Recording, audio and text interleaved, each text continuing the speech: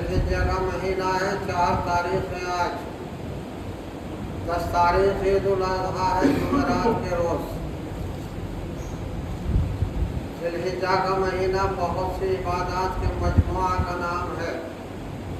اسی مبارک مہینے میں حج جیسی اہم عبادت ادا کی جاتی ہے، جو مرکز عالم اسلام پر جا کر ادا کی جاتی ہے، مکہ مکرمہ میں، جہاں اللہ کا گھر خانہ کعبہ ہے، جو شہر بلد الامین قرآن پاک میں کہا گیا ہے امانت والا شہر۔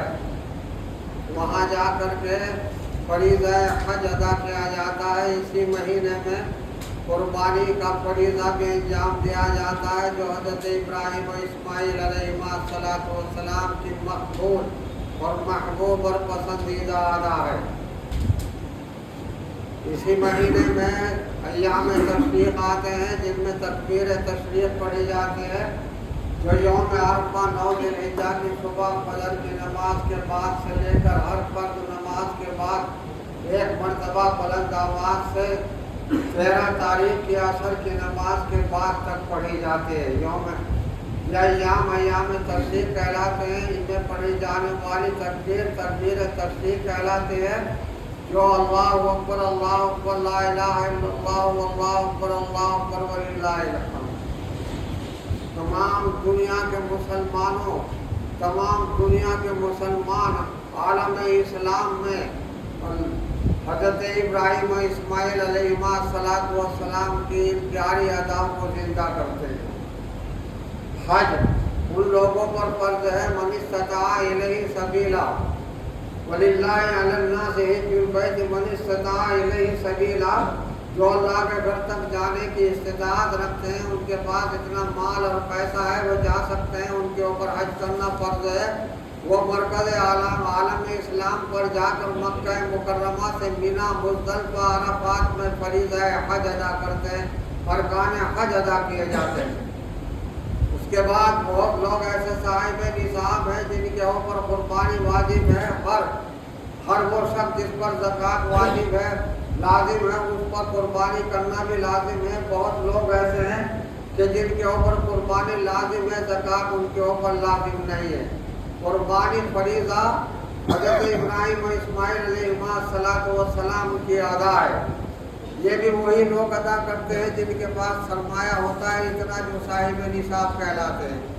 لیکن اللہ تعالیٰ نے مسلمان غریبوں کا بھی خیال رکھا ہے کہ اس مہینے میں ان کو بھی شامل کر لیا جائے۔ حج ہر آدمی کے اوپر فرض نہیں، سب کے پاس اتنا پیسہ نہیں ہے، اور اسی طریقے سے قربانی بھی ہر ایک آدمی پر فرض نہیں، اس کے پاس بھی اتنا پیسہ نہیں ہے۔ تو اللہ تعالیٰ نے تمام دنیا کے امیر غریب مسلمانوں کو شامل کر لیا تکبیر تشریق میں، جو یوم عرفہ 9 ذوالحجہ کی صبح فجر کے بعد سے پڑھی جاتی ہے۔ یوم الترویہ 13 تاریخ کے عصر کی نماز تک پڑھی جاتی ہے۔ ہر غریب مسلمان، امیر، چھوٹا بڑا، سب کے اوپر ہر فرض نماز کے بعد پڑھنا لازم اور ضروری ہے، واجب ہے۔ تو گویا تمام دنیا کے مسلمانوں کو پروردگار عالم نے محروم نہیں رکھا، اور اس مہینے کی اہم ترین عبادت میں شامل فرما لیا۔ چنانچہ ہر مسلمان ہر فرض نماز کے بعد 1 مرتبہ بلند آواز سے مرد اور آہستہ آواز سے عورتیں پڑھتی ہیں، اللہ اکبر لا الہ الا اللہ واللہ اکبر وللہ الحمد۔ اس مہینے میں ادا کی جانے والی عبادتیں سارے انبیاء علیہ السلام کی محبوب ادا ہے۔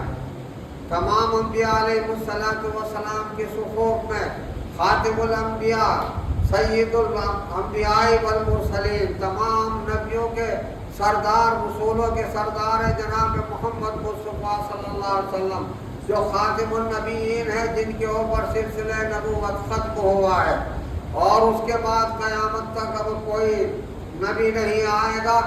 آپ نے ارشاد فرمایا نا خاتم النبیین ولا نبی بعدی، میں نبوت کا سلسلہ ختم کرنے والا ہوں، میرے بعد کوئی نبی نہیں آئے گا۔ حضور صلی اللہ علیہ وسلم کے ایک بیٹے ماریہ قبطیہ سے پیدا ہوئے تھے، جن کا نام ابراہیم تھا۔ وہ شیر خارگی کے زمانے میں ہی انتقال کر گئے۔ یعنی دودھ پینے ہی کے زمانے میں انتقال کر گئے تو آپ نے ارشاد فرمایا تھا لو عاش ابراہیم لکان نبیہ وانا خاتم النبیین، اور اللہ کے رسول نے فرمایا اگر ابراہیم زندہ رہتے تو نبی ہوتے، لیکن کیونکہ میں خاتم النبیین ہوں اس لیے اللہ تعالیٰ نے ابراہیم کو اپنے پاس بلا لیا، ان بیٹے کا انتقال ہو گیا۔ بہرحال یہ مہینہ ذی الحجہ کا مہینہ حضرت ابراہیم و اسماعیل علیہ السلام کی مقبول دعائیں اور مقبول اداؤں کا نتیجہ ہے۔ حج حضرت ابراہیم و اسماعیل علیہ السلام نے خانہ کعبہ تعمیر فرمایا اللہ کے حکم سے، جس کی ازلی بنیاد تھی، جس کو آدم علیہ السلام بھی تعمیر کر چکے تھے، جسے فرشتے بھی تعمیر کر چکے تھے، اور جسے اللہ تعالیٰ نے اپنے امر کن سے بھی پناہ دیا تھا، اسی بنیاد پر ابراہیم و اسماعیل علیہ السلام نے خانہ کعبہ تعمیر فرمایا، اور جب وہ تعمیر مکمل ہو چکی تو اللہ نے حکم دیا کہ ابراہیم دنیا کے لوگوں کو آواز دو، اس کا حج کرنے کے لیے آئے۔ حضرت ابراہیم علیہ السلام نے عرض کیا یا اللہ میری آواز کہاں تک جائے گی؟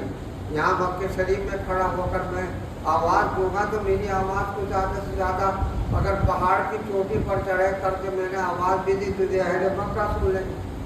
اللہ رب العالمین نے وہی بھیجی، اے ابراہیم ہمارا حکم ہے تو صفا پہاڑ پر چڑھ کر دنیا کے لوگوں کو حج کرنے کی دعوت دو، تم آواز دو، آواز دینا تمہارا کام ہے، اس کو پہنچانا ہمارا کام۔ حضرت ابراہیم علیہ السلام نے تمام دنیا کے لوگوں کو آواز دی، اللہ نے ان کی آواز کو ساری دنیا میں پہنچایا، یہاں تک کہ عالم ارواح میں پہنچایا جو قیامت تک روئے آنے والی۔ جس نے ابراہیم علیہ السلام کی آواز پر لبیک کہہ دیا وہ حج پر جائے گا، جو سوتا رہ گیا لبیک نہیں کہا وہ حج کی سعادت سے محروم رہے گا۔ بہت سے کہنے والوں نے ایک بار کہا، بہت سے کہنے والوں کو ابراہیم علیہ السلام کی آواز پر وجد آ گیا اور وہ لبیک لبیک لبیک کہتے ہی رہے، نہ جانے وجد کے عالم میں کتنی بار کہہ دیا، جتنی بار کہہ دیا اتنی بار حج پر جائے۔ عالم ارواح میں جن کی روحوں نے جتنی بار کہہ دیا وہ حج پر جائے گا۔ تو حج بھی عبادت ابراہیم علیہ اسماعیل علیہ السلام کی مقبول ادا اور ان کی مقبول صدا اور آواز کا نتیجہ ہے۔ اللہ کو اتنی پسند آئی کہ امت محمدیہ صلی اللہ علیہ وسلم کے 10 لوگوں پر حج فرض کر دیا۔ اور ایک سنت ہے، سنت ابراہیمی، قربانی کرنا۔ جناب رسول اللہ صلی اللہ علیہ وسلم سے صحابہ نے عرض کی مل اضاحی یا رسول اللہ صلی اللہ علیہ وسلم، کہ یا رسول اللہ صلی اللہ علیہ وسلم قربانی کیا چیز ہے؟ قال سنت ابراہیم، سنت ابیکم ابراہیم علیہ السلام، آپ نے فرمایا تمہارے باپ حضرت ابراہیم علیہ السلام کی سنت ہے۔ قالوا ما لنا یا رسول اللہ صلی اللہ علیہ وسلم، عرض کی یا رسول اللہ صلی اللہ علیہ وسلم اس قربانی کرنے میں ہمارے لیے کیا ثواب ہے؟ ارشاد فرمایا بکل اشارۃ حسنہ، قربانی کا جو جانور تم قربان کرو گے اس قربانی کے جانور کے جسم پر جتنے بال ہوں گے ہر بال کے عوض تمہارے نامہ اعمال میں نیکی لکھی جائے گی۔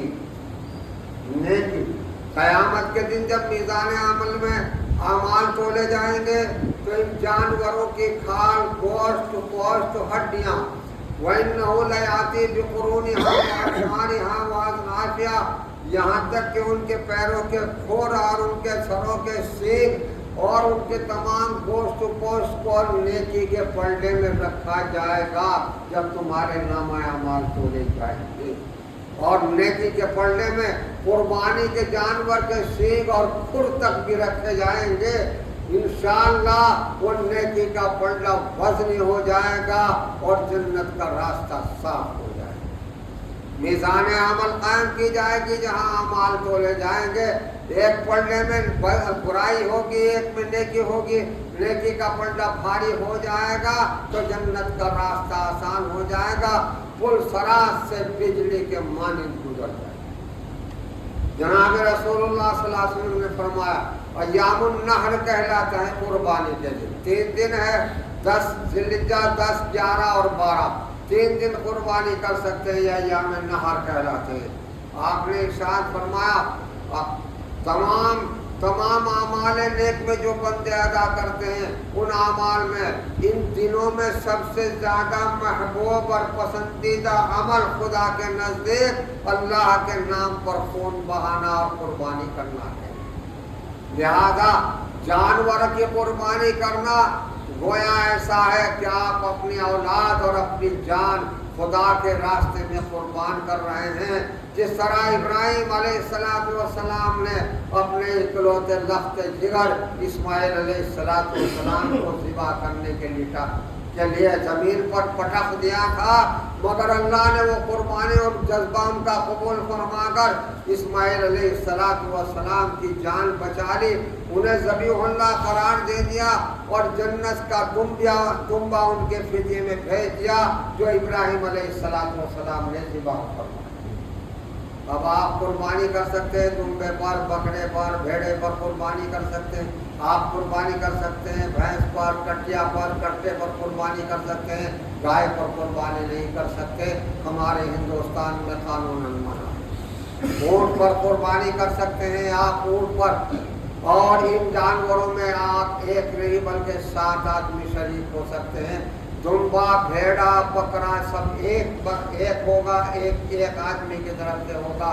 کٹیا، کٹرا، بھینس آپ 7 آدمی شریک ہو سکتے ہیں، 7 آدمی ایک جانور میں شریک ہو سکتے ہیں، اونٹ میں بھی 7 آدمی شریک ہو سکتے ہیں۔ آج ہمارے دہلی شہر میں قربانی کو مشکل بنا دیا۔ اللہ کے رسول نے فرمایا دین و یسر، دین آسان ہے، بہت آسان ہے۔ قرآن میں اللہ نے فرمایا لا یکلف اللہ نفسا الا وسعها، اللہ فرماتا ہے ہم نے اپنے بندوں پر جو احکامات دیے ہیں ان کی طاقت کے مطابق ان پر بوجھ ڈالا ہے، ان کی طاقت سے زیادہ بوجھ نہیں ڈالا۔ اگر قربانی کرنا صرف بکرے پر محصور ہوتا تو کون قربانی کرتا، اتنا پیسہ کہاں سے آتا؟ اللہ نے اس کو آسان کر دیا، تم کٹیا اور بھینس کے اندر خرید ہو جاؤ اور 7 آدمی شریک ہو کر کر لو، کتنا آسان کر دیا۔ ہم نے کتنا مشکل بنا لیا کہ یہاں دہلی میں قربانی سمجھتے ہیں کہ بکرے ہی پر قربانی ہوتی ہے، بکرے ہی پر قربانی ہوتی ہے، حالانکہ یہ لازم نہیں ہے، بلکہ قربانی بھینس، کٹیا، کٹرا اور اونٹ پر ہو سکتے ہیں اور 7 آدمی شریک ہو سکتے ہیں۔ بتاؤ دین آسان ہے یا نہیں؟ دین آسان ہے۔ اللہ نے فرمایا ہم نے آدمیوں کی طاقت سے زیادہ ان کے اوپر بوجھ نہیں ڈالا۔ ان ایام نہر میں اللہ کے نزدیک سب سے زیادہ محبوب عمل خدا کے نام پر خون بہانا ہے۔ خون اس طریقے سے بہایا جائے کہ جانور کو ذبح کیا جائے، پہلے اس کو سنت طریقہ یہ ہے کہ پانی پلایا جائے، اور مسئلہ یہ بھی لکھا ہے جس پر احتیاط نہیں برتی جاتی کہ ایک جانور جو ذبح کیا جائے دوسرے جانوروں کے سامنے ذبح نہ کیا جائے، دوسرے جانور وہیں کھڑے ہوں اور انہی کے سامنے ذبح کیا جائے، اس کو مکروہ قرار دیا۔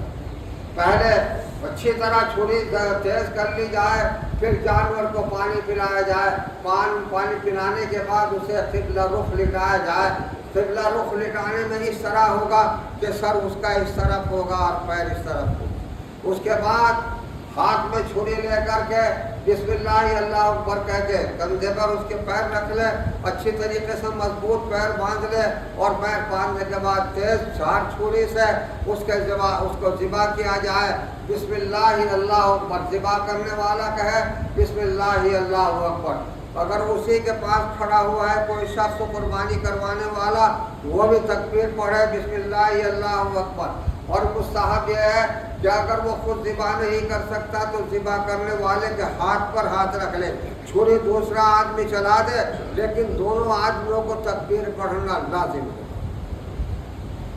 بسم اللہ اللہ اکبر کہہ کے چھری چلائے، نل کھڑا اور 2 شہرک کاٹی جائیں، اس کے بعد چھوڑ دیا جائے تاکہ تمام خون نجس باہر نکل جائے۔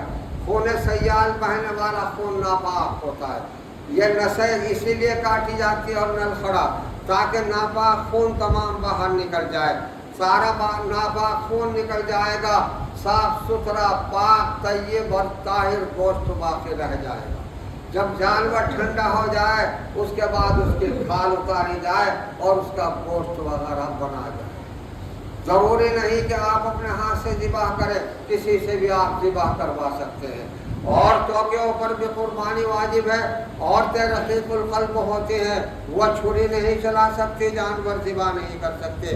مرد ان کی طرف سے مرد ذبح کرے، جنہیں وہ حکم دے دیں وہی ذبح کر دیں، اور ان کا نام لے کر ذبح کرے کہ میں اس کی طرف سے ذبح کر رہا ہوں۔ چنانچہ اپنی بیویوں کی طرف سے شوہر ذبح کرے، ماں باپ بہن بھائی اور جو عزیز و قریب جن کو اجازت ہے وہ ذبح کر دے، کیونکہ وہ چھری چلانے میں کمزور قلب کی ہوتی ہے، ان کے لیے چھری چلانا ذرا مشکل اور دشوار ہوتا ہے۔ اس واسطے عورت کی طرف سے اور دوسرے مرد بھی سب آدمی چھری نہیں چلا سکتے، چنانچہ وہ جس سے چاہے ذبح کرا لے، اور ذبح وہ کرنے والا اس کی طرف سے نیت کرے اور جانور کو ذبح کرے۔ بسم اللہ اللہ اکبر، بسم اللہ اللہ اکبر کہہ کے یہ تکبیر ہے، اور یہ تکبیر پڑھ کر کے جانور کو ذبح۔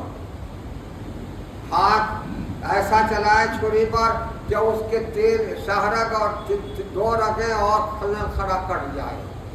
کسی نے بہت تیز چھری لی اور اس کے بعد اس نے اپنا بہت طاقت سے ہاتھ مارا اور ذبح کرنے کے لیے بسم اللہ اللہ اکبر پڑھا، اور اتنی زور سے ہاتھ مارا کہ پوری گردن کٹ گئی، پوری گردن کٹ گئی، تو وہ جانور حلال ہے، مردار نہیں ہوا، وہ اللہ کے نام پر ذبح ہوا ہے۔ اگر پوری گردن بھی کٹ گئی ہے تو وہ جانور حلال ہے، مردار نہیں کہلائے گا، اور اس کا کھانا حلال ہوگا۔ نمبر 2، اگر ایک شخص ذبح کرنے کے لیے کھڑا ہوا اور ذبح کرنے میں بسم اللہ اللہ اکبر کہنا بھول گیا اور جانور ذبح کر دیا تو اس جانور کا کھانا بھی حلال ہوگا، کیونکہ نسیان بھول چوک اللہ کی طرف سے معاف ہے، معاف۔ اللہ جناب رسول اللہ صلی اللہ علیہ وسلم نے ارشاد فرمایا رفع الانسان الخطأ والنسیان، اللہ نے انسانوں سے غلطی اور بھول چوک معاف فرما دی۔ اگر وہ تکبیر کہنا بھول گیا تو وہ جانور مردار نہیں ہوا، بلکہ اس کا کھانا حلال ہوگا۔ بہرحال آپ خود بھی ذبح کر سکتے ہیں، اور آپ اپنے وطن میں بھی ذبح کر سکتے ہیں، اور اگر چاہیں اپنے وطن کے علاوہ کہیں دوسری جگہ بھی اپنی قربانی آپ ذبح کرا سکتے ہیں۔ مثلا آپ کے یہاں ضرورت نہیں ہے، دوسری جگہ پر ضرورت مند لوگ ہے، آپ نے جانور وہیں بھیج دیا اور وہیں اس کو ذبح کر دیا آپ کے نام سے، تو اس کا ذبح وہاں بھی ہو۔ اگر آپ نے اپنی قربانی کے پیسے کسی حاجی کے ذریعے مکہ مکرمہ میں بھیج دیے اور ان کو کہا کہ میری طرف سے مینا میں قربانی جب آپ کریں تو میری طرف سے بھی آپ قربانی کر دینا، تو اس کی قربانی وہاں بھی کر دینا جائز ہوگا، اور اسے اس قربانی کا ثواب 1,00,000 قربانیوں کے برابر ہوگا، کیونکہ حرم کے اندر ایک نیکی کا ثواب 1,00,000 نیکیوں کے برابر ہے۔ بہرحال قربانی کرنا جس کا جو صاحب حیثیت ہے، جس کا نصاب ہم پہلے جمعے کو بتا چکے ہیں، اس پر قربانی کرنا واجب اور لازم ہے۔ ایک فتنہ ہمارے یہاں اہل حدیث کہلاتے ہیں کہ مردوں کی طرف سے قربانی نہیں کی جا سکتی ہے، جو کہنا ناجائز ہے بالکل۔ میں نے آپ کو جناب رسول اللہ صلی اللہ علیہ وسلم کا عمل بتایا کہ ذبح رسول اللہ صلی اللہ علیہ وسلم بکبشین املحین اقرنین موضوعین، آپ صلی اللہ علیہ وسلم نے 2 میڈے ذبح فرمائے، دونوں سینگوں والے تھے اور دونوں خصی تھے اور دونوں چتکبرے تھے۔ آپ نے ان کو قربان فرمایا، اس کے بعد دعا فرمائے اللہ ان میں سے ایک میری طرف سے قبول فرما لے اور ایک میری امت کی طرف سے قبول فرما لے۔ قیامت تک کی امت کی طرف سے آپ نے قربانی فرمائی ہے تو آپ یہ قربانی کر سکتے ہیں۔ جناب رسول اللہ صلی اللہ علیہ وسلم کی طرف سے بھی ہمیں قربانی کرنی چاہیے، وہ آپ کو احتیاج نہیں ہے، حضور پاک صلی اللہ علیہ وسلم کو احتیاج نہیں ہے مگر غلاموں کا فرض ہے کہ جناب رسول اللہ صلی اللہ علیہ وسلم نے اگر ہماری سب کی طرف سے قربانی کی تو ہم آپ کی طرف سے بھی قربانی کریں. اپنے مردہ اپنے مرحوم ماں باپ اگر ہو چکے آپ اپنی قربانی کرنے کے بعد اگر چاہے تو ماں باپ کی طرف سے بہن بھائی مرحومین کی طرف سے سب مرحومین کی طرف سے قربانی کر سکتے ہیں اور اب اگر چاہے تو پوری امت مرحومہ کی طرف سے کر سکتے ہیں. پوری امت کو ثواب پہنچانے کی ایک ہی قربانی کر کے آپ پوری امت مرحومہ کو ثواب پہنچا سکتے ہیں. تمام امت جو مرحوم ہو چکی ہے سب کی روح کو ثواب پہنچا سکتے ہیں. قربانی کا ثواب پہنچانا مرحومین کے لیے جائز ہے. خود نبی پاک صلی اللہ علیہ وسلم کا عمل موجود ہے. اسی طریقے سے اگر کوئی شخص زندے کو ثواب پہنچانا چاہے تو بھی جائز. میرے ماں باپ اگر حیات ہیں آپ کے ماں باپ حیات ہیں اور آپ اپنی قربانی کرنے کے بعد اپنے ماں باپ کی طرف سے نفلی قربانی کرنا چاہے تو کر سکتے ہیں جبکہ زندہ ہیں. آپ اپنے بھائیوں کی طرف سے اپنے اساتذہ کی طرف سے اپنے شیوخ اور پیر کی طرف سے اور وہ زندہ ہیں ان کی طرف سے قربانی کرنا چاہے تو ان کی طرف سے بھی قربانی کر سکتے ہیں. قربانی آپ پر واجب ہے. بیوی کا واجب ہے آپ پر. اولاد صغار کے اوپر یعنی چھوٹے بچوں کے اوپر آپ کی اولاد پر قربانی واجب آپ کی طرف سے ان کی طرف سے آپ پر واجب نہیں. لیکن اگر آپ چاہیں تو اپنی اولاد صغار چھوٹے بچوں سے لے کر بڑے بچوں تک سب کی طرف سے قربانی کر سکتے ہیں. ان کا ثواب ملے گا اور وہ ان کے نامہ اعمال میں جمع ہو جائے گا. غرض یہ ہے کہ قربانی مرحومین کی طرف سے کرنا اعلیٰ ترین ثواب ہے. ان کی روحوں کو ثواب پہنچے چاہے. ایک فرقہ میں یہاں تک کہتا ہے کہ قرآن پاک پڑھ کر بخشنا بھی نہیں بخشا جاتا, وہ بھی ان کو نہیں پہنچتا, وہ یہ بھی کہتے ہیں. اور جناب رسول اللہ صلی اللہ علیہ وسلم نے ارشاد فرمایا من قرأ علی قبر والدہ یاسین غفر لہ. حضور صلی اللہ علیہ وسلم نے فرمایا جس شخص نے اپنے ماں باپ کی قبر پر جا کر یاسین شریف پڑھے اللہ تعالیٰ ان کو معاف فرما دیتا ہے, ان کے گناہ معاف فرما دیتا ہے. مرحومین کے قبر پر جا کر یاسین شریف پڑھنے سے اللہ ان کا عذاب ٹال دیتا ہے, ان کا عذاب دور فرما دیتا ہے. خود حدیث پاک میں موجود جناب رسول اللہ صلی اللہ علیہ وسلم کا واقعہ مشہور ہے. حضرت سعد رضی اللہ تعالیٰ عنہ کی وفات کے بعد کہ جب ان کو دفن کر دیا تو آپ نے بہت دیر تک وہ تکبیر کہی, صحابہ نے بھی. پھر آپ نے تسبیح بہت دیر تک کہی, صحابہ نے بھی. اس کے بعد صحابہ نے دریافت کیا یا رسول اللہ صلی اللہ علیہ وسلم آپ کی عادت شریفہ نہیں تھی اس طرح تکبیر اور تسبیح پڑھنا. آپ نے ارشاد فرمایا قد تضايق القبر على حاجز عبد الصالح وکبرنا وسبحنا ففرج اللہ تعالی عنہ. آپ نے ارشاد فرمایا اس اللہ کے نیک بندے پر قبر تنگ ہو گئی تھی, ہم نے تکبیر پڑھی اور تسبیح پڑھی, ففرج اللہ تعالی عنہ, اللہ نے ان کے قبر کو ان پر کشادہ فرما دیا. تو آپ اور آپ کے تمام صحابہ زندہ قبر پر کھڑے ہو گئے, تکبیر و تسبیح پڑھ رہے اور مردے کو ثواب پہنچ رہا اور اس کی قبر کا عذاب اس سے دور, تنگی قبر سے دور. تو آپ کسی فتنے کا شکار نہ ہو. آپ اپنے مرحومین کی طرف سے قربانی کر سکتے ہیں, زندوں کی طرف سے بھی کر سکتے ہیں, اور سرور کائنات سید الانبیاء والمرسلین خاتم الانبیاء جناب محمد رسول اللہ صلی اللہ علیہ وسلم کی طرف سے بھی قربانی کر سکتے ہیں. بکرا بھی قربانی کر سکتے ہیں اور سب جانور میں بڑے جانور میں حصہ بھی لے کر کے آپ قربانی سے کر سکتے ہیں اور ان کی روح کو اس کا ثواب ہوتا ہے. اللہ تعالیٰ ہمیں عمل کی توفیق عطا فرمائے اور تمام قربانی کرنے والوں کی قربانی اللہ قبول فرمائے. بس ایک گزارش ہے کہ آپ بکرے خرید کر کے لائیں, ریاکاری نہ کریں. دکھانا, لوگوں کو دکھانا, سنانا, شہرت کرنا, ورنہ ساری نیکی برباد ہو جائے گی. اور ریا و شرک, آپ صلی اللہ علیہ وسلم نے فرمایا دکھلاوا کرنا شرک ہے اور شرک سب سے بڑا گناہ. اس لیے ریاکاری سے بچنا, قربانی کا جانور چاہے جتنا بڑا لے آنا لیکن اخلاص کے ساتھ خدا کی بارگاہ میں قربانی پیش کرنا. اللہ ہمیں عمل کی توفیق